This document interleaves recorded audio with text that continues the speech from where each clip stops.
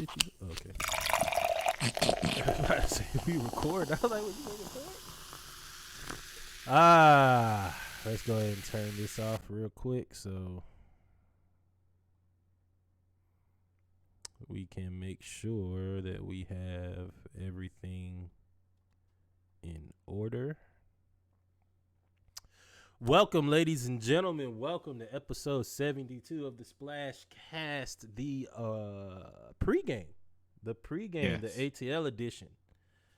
Y'all know how it is. We like to run this pregame while we get ready to film or record this week's episodes of the Splash Cast. I'm happy today, and I will let y'all know why I'm happy. See that helmet right there? We'll get into it. Got our first dub. Told y'all. We really should. Everybody getting dubs today, boy. Let me tell you. We really should be 3-0, and I never thought I'd say that, but we'll get there. We'll get there. Shout out to the Braves. With that being said, no. I'm talking about the Falcons should be 3-0, but we'll get there. No, I'm talking about, but the Braves won too. We are celebrating everybody. With that being said, ladies and gentlemen, y'all know how it is when it comes to the pregame. We got a couple things we're going to talk about. We appreciate you guys for tuning in with us on Saturday Morning Live. Bearing with us even though I was up under the weather. Got a few things we're going to talk about today in the pregame. Where are we going to start? Let's start with heckling. Let's start with poor decisions. There have been so many stories of fans becoming part of the game, especially in basketball. In baseball, in football, in hockey, there's a huge barrier. There's always some type of barrier that keeps the fans away. Even soccer, although soccer is not as prevalent and as popular, is becoming popular. But basketball may be one of the few sports. You're right there. Maybe the only sport where you are actually right there on the court. You can sit close enough to trip a referee. Talk to a athlete, Chris Rock. Or get your team jumped. What would be some of the funniest stories I've ever heard is when athletes and fans, especially celebrities, intermingle. Because celebrities and well-to-do people and influencers are normally the only people that get those seats. The ones that can afford them are the ones that they give those seats to, the courtside seats, right? Mm-hmm. We talked about... That's like your girl who got into it with LeBron with the... Yeah. He was fantastic. Shout out to the Hawks fans. And shout out to and this is the reason I'm bringing up athletes and sports fans getting into it in basketball and I'm talking about the era before athletes were getting people kicked out because they were talking too mean to them. LeBron. It depends on what you say now. You know, if you're in Utah, I need for him to go. Or, Russell Westbrook. He gets mad at fans and all of that stuff, but when a fan gives him the middle finger, he gets them kicked out. Like, come on, man. No, but okay, you can't stand next to me and just give me two middle fingers. Why I can't? I'm the fan. I didn't stand next to you. I was in the crowd. You're what's wrong with America right now. I'm the fan.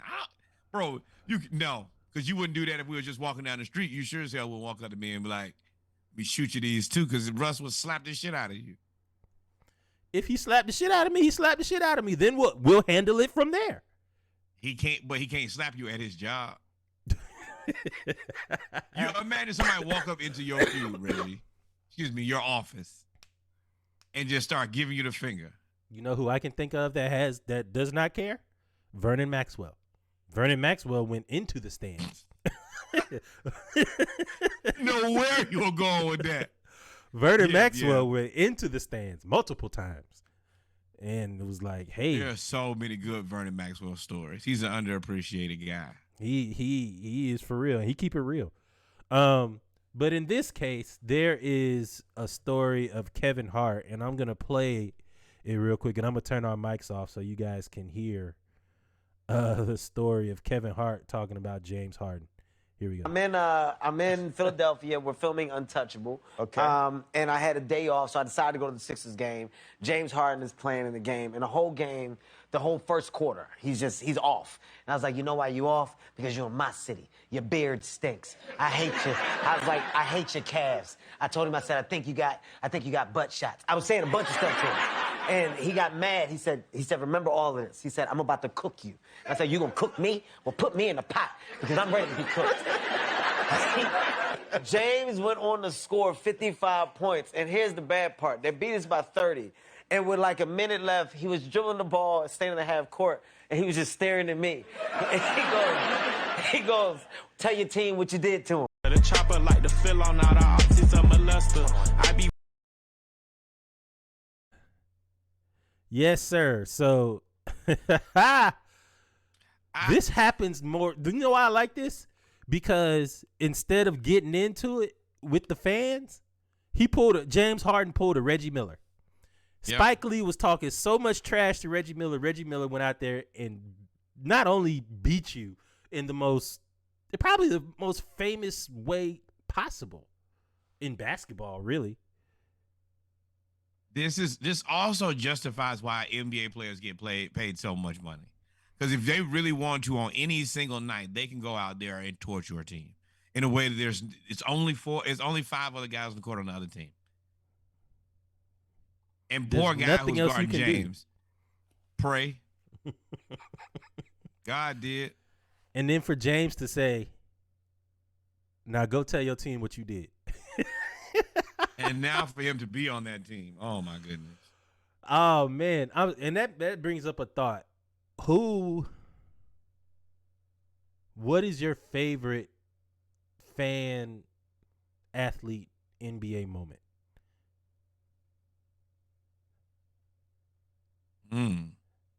Like, so you got Kevin Hart and James Harden, right? Another famous one is Drake and Joel Embiid, right? You got the Drake Joel Embiid where he's doing the airplane. You got Reggie Miller. Go ahead. I'm an Scottie adult, Pippen? so I gotta say Reggie Miller and Spike. But I do like Drake just in general. Drake trolls everybody. I think that's over now because team is not that good anymore. But even with it, he still rocks with him. And if they win, they win. He gonna talk his shit. So yeah. You know who mine is? Underrated. It's not mine as in my favorite one, but I think it's the most underrated one. When the Atlanta Hawks were number 1 in the East, we had won 19 games. We had an undefeated January. Yep. We swept the first round. I think won 4-1 in the second round. And in the Eastern Conference Finals, we played against who? LeBron James. Game 1, it's going back and forth. Paul Millsap, as unathletic as he is compared to LeBron, not saying he's unathletic, he's an NBA power forward. But Atlanta fans are known to talk a lot of trash. And the crazy thing is, I say known, but it's really not known. But Atlanta fans talk a lot of trash. And I think if you're our rivals, they know that. I think that the Saints know that. I think that the Yankees know that. Yeah. And LeBron was having an off game, and somebody said something about LeBron, and he hit a fadeaway 3 and turned around to the crowd and said, "That's what the F I need." That's exactly what he was looking at. How I'm looking at you is how he was looking at the crowd as he hit a fadeaway 3 in the corner in the third quarter, and he went on to score 30 points in the second half, and we ended up getting swept. You can't do that to him. And he was laughing as he was doing it. And I was like, rightfully so. Bro, that was the most, that's when I was like, I would never talk shit. Like, I would never talk shit to Jordan. I would never talk shit to LeBron. And I would never talk shit to Kobe. Like, I would talk shit to KD. But those 3, I wouldn't talk. Why would you talk shit to KD? I think he's probably the pettiest one of them all. He's the most sensitive. He's the one most likely to just try to really just bomb you out. Him and Kobe. LeBron is still a pretty nice guy. No, when you talk bad about LeBron, he get like LeBron. I think the difference. I still think he's the least sensitive. He's not more sensitive than KD or Kobe. I think the difference is Kobe and Michael Jordan, murderers. They didn't need you to talk shit, right? Soulless. They would destroy you. I think, and Kevin Durant. But if you talk shit, you know that takes him into a whole different stratosphere. And that's what I'm saying. With LeBron, if you don't talk shit to him, you have a better chance of winning. I don't think you have a shot with Kobe and Jordan. He's just gonna try to beat you. Hey, both teams play hard. You know, this is an excellent team over here. They gave it all they got, and then he's going home. Kobe and Michael Jordan they're gonna try to score 60 on you regardless. If you talk shit, they're gonna try to score 81. But LeBron, if you don't talk shit, he's gonna play. He's just gonna play. He's still gonna be LeBron. But when you talk trash, you get Game 6 in Boston. When you talk trash, you get sweep against the Hawks in the Eastern Conference Finals. When you talk trash, you get fadeaway threes, and he's juggling his nuts down the court for the Lakers, or he's doing the LeBron the silencer. No need to put any gas in his tank. Like, you could get out of there with a respectable loss. He's not gonna do you bad like everybody else. Wow. Kobe is out there trying to embarrass you. Jordan just want to let you know he's the greatest dude to ever. He's the greatest human ever. Not even best basketball player. Yeah. Greatest human of all time. What the hell was that, Russell Wilson? So for me. How is Nick Bosa back from a torn pec after 2 weeks? Hey, yo, shoot it up, strap it up, get on out there. Definitely tripping. But I mean, you saw Tua walking like a baby deer after a concussion. They said, "Oh, it's his back. He'll be all right." It said it's his back. I like what? We'll get to that too. But I like, come on, y'all, don't lie. Or do lie, whatever. They're gonna get in big trouble for that. You can't lie to me. I saw it. That's a concussion. We all saw it. The players grabbed him like, "Yo, stop him. Stop letting him walk." Yeah. But yeah, listening to that Kevin Hart story, that's why I wanted to bring it up. And I guess that could be our question for the audience as well, as y'all are watching this. Think about this. What is your favorite fan basketball player or fan athlete interaction? One that's not basketball that I will tell you that is very, very interesting is Marcus Peters. When Marcus Peters was playing for I think he was still with the Ravens. He might have been the Rams. And Buddy was talking trash to him, and he was like, "Say that again. Say it again." And he walked up in the stands, and security tried to grab him. Yeah, Marcus Peters is another one that don't take no check. No, Isaiah Thomas, when they do, I think he was cussing at him or something so that they could get, free tacos or something. What Isaiah IT want to like, hey, don't talk to me like that. I don't know who you talk to. Don't talk to you. Can't talk to me like that. Marcus Smart is another one. Marcus Smart was ready to go in college. Well, fans got to get out of this. I can say anything to anybody. No, you can't. Yeah, I will say I was being facetious. I was somewhat serious and somewhat joking when I said I'm the fan, because there are some things that you can't say. You can't wish death upon somebody's children, like Indiana Pacers, Indiana. You can't do that. And there's times when the fans get the better of it. Spike Lee let the whole state of Indiana have it when the Knicks beat them in the playoffs. So, but I will say, there's a way to. I don't think anybody has an issue with trash talk. There's an issue with disrespect. Yeah. Now, if you're talking about the game, you're talking about that player's game, that's all in bounds. If you trash, you trash. It's the realest podcast in the world for a reason. Yeah. But with that said, don't talk about nothing that they can't defend themselves from. Here's one thing I didn't agree with. Russell Westbrook saying, "Don't call me Westbrick because of my last name." Stop shooting bricks. Well, hey, brother, you need to get in the gym, because We call Kevin Durant easy money sniper. He don't snipe nothing, but he shoots very, very well. So yes. If you want people to stop calling you West Brick, then stop giving them bricks. Yeah. We were calling you MVP when you won it. You ain't complaining about that. You didn't say, no, call me Westbrook because that's my last name. Nah, brother. Yeah. You get the negative and the positive. It is what it is. But on the flip side, if somebody's talking trash about my family, then you deserve any repercussions that come with that. Good luck and Godspeed. If that man put his hands on you, that man has put his hands where? On you. And Russell Westbrook is not a small human being. He is 6'4", with no body fat. Hey, they ain't put him on the bench because they scared him. What you think they gonna? What you think they gonna? When it comes to athletics, Russell Westbrook is better than most people on earth. He's faster, stronger, taller, quicker, jumps higher, hits harder. There's really not much that you could do that's better than him unless you are a specialized something. So, he's one of the few guys I think could have played in the NFL. Oh yeah, very much so. Speaking of players playing in the NFL, one future player, your man Arch Manning. Now, I don't think that this is news. Arch Manning and Newman got their first loss of the season against the Mini Tigers. Mini being another high school in Louisiana. Here's why I don't think it's a big deal. Everybody's saying Arch Manning is the what did you say? He's the highest ranked recruit of all time right now? I think he's the highest recruited football player of all time. That literally changes every year now because there's so much money in the coverage of recruiting. Yes and no. He's like I will put him in the LeBron level, and his name precedes him.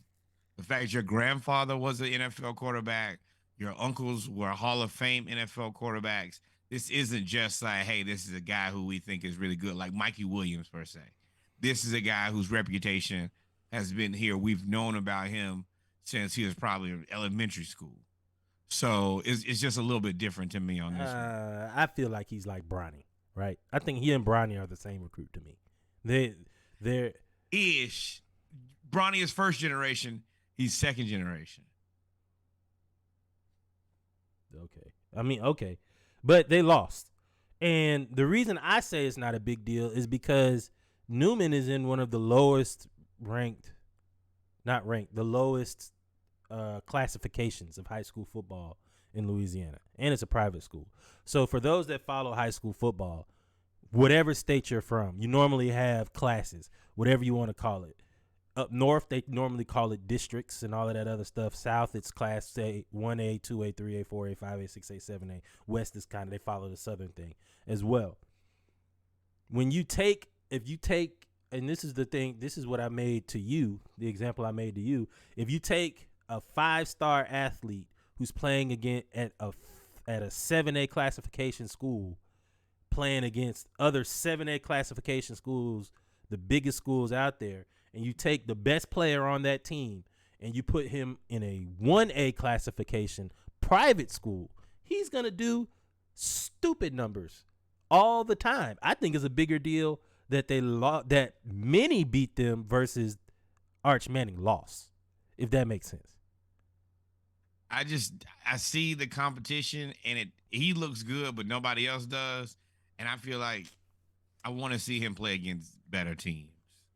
Every time they play against a better team, he looks regular. But you also got to realize his talent ain't as good as all those other teams. So why did he go to this school? Because everybody went to that school. Peyton went to that school.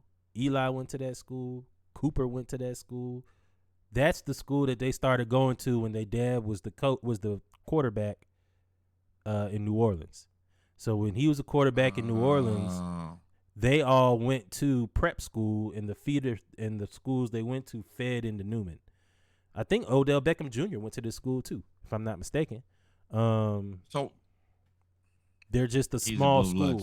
Yeah, they're just a small school. They're small. But you think that they will have a good football team if you have 3 Mannings? They do. OBJ? They're good, but they just they're just in a small classification. Right, so they don't play the bigger. They don't go up and play the 7As. I guess it would be a bigger deal to me if they would go up and play 7A all the time, but they can't because they're a smaller private school. That's just how it is. But we'll see because it's gonna be interesting to watch. It's gonna be interesting because they lost, and from what we saw with Texas, he better get used to it because they can't win out there in Texas. Speaking of the youth, our final topic of the pregame. The youth. My youth. How do you feel about a 17-year-old being the youngest fighter ever signed to UFC? First off, he's 17. Raul Rosas Jr. Raul Rosas Jr. He's 17. He looked like he didn't take no fighting all his life. No classroom learned skills at all when it came to fighting. He did no film study. It was all trial by combat from the very beginning. He's got 2 cauliflower ears. His nose looks like it's broken. I think he had a cleft. He had a cleft mouth when he was born. The lip that they had to fix. But he looked like he'd been fighting since he was 2. So my thing is if I'm a kid and I want to go to the NBA, I have an issue with this. You tell me that this man can go risk his life, but I can't play a little basketball? I would probably say NFL more than NBA. Because NFL, I don't think most of them guys want to go from high school to the NFL.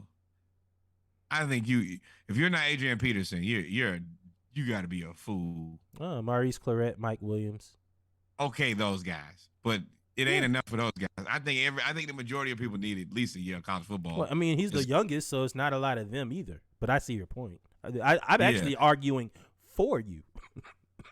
I don't even want to see kids go directly from high school to the pros. You don't need to go from geometry to men with families. you need need an acclimation period because you just got to think about how hard football is. Just like even when you go back to you've been practicing all summer to pads, that's a transition for your body, and that's just high school kids. Imagine you go from high school to now I'm playing against Aaron Donald. Now, he is 17, and the youngest UFC heavyweight, youngest UFC champion was 22. I think that was John Bones Jones. I think it was 21 or 22. So he's got 5 years to beat that, but I don't know that's if I like this. That's a rough. It's super dangerous on your body, super early. I wouldn't let my kid do it. I tell you that much. Look at the cauliflower ears. He's got cauliflower ears at 17. But a lot of the guys get that even from wrestling. So, that kind of is what it is. But I wouldn't let my kid be a UFC fighter at 17 years old. Yeah, they got a lot of jokes for him, too. Y'all joke him if you want to. He's still a UFC fighter. Yeah, until you put hands on you. He's a UFC fighter with the exuberance of youth, too. Yeah, exactly. He clearly does not care about breaking anything, including you. Get your ass on out of there if you want it. You notice the jokes really haven't been flowing on this part of the conversation. Nope, I don't want no smoke. I respect the youth. I support the youth movement. Yeah, man. Can we get this man a podcast? Well, how can we support you? That's what I'm asking people now. How can we help you? Because he's young enough and still really not well known enough to where he can pull up on you and nobody would know. And they got Sierra looking like she in witness protection program this game. They better. She just sunk down in the seat, glasses on, hat on. No, pop up. We watching the San Francisco-Denver game, which is currently 7-3 in the third quarter. 7 Broncos country. 3. Let's ride. I hate that. That is one of the worst things in the world. And you remember that point like 2 months ago where humans tried to convince us that corny people didn't exist? Russell Wilson. And we saw that. He missed an opportunity. Oh, he stepped out of bounds. Jimmy Garoppolo. And he threw a pick. Sorry, ladies and gentlemen. I don't know what y'all are going to see. I don't know what's happening. I got to watch the pick happen. Jimmy Garoppolo just did a Jimmy Garoppolo thing right now. I'm probably going to cut this because it's not going to be on the pregame. But look what he does. Don't matter. That is the best outcome. That is surprisingly the best thing that can happen to you. 24 minutes to 25 minutes. Jimmy G. You got to think. Y'all, what is this? Third quarter, 9:51. Jimmy G. No, not Trent. Hold on. Trent is down. Yeah, he's hurt. Jimmy G. But and this is the same weekend as the butt punt. And somehow you did this, Jimmy. Boy, what did Trent do? What happened? At least the butt punt won. And it's and out of bounds. Safety, 2 feet out of bounds. Trent, that's Achilles or knee.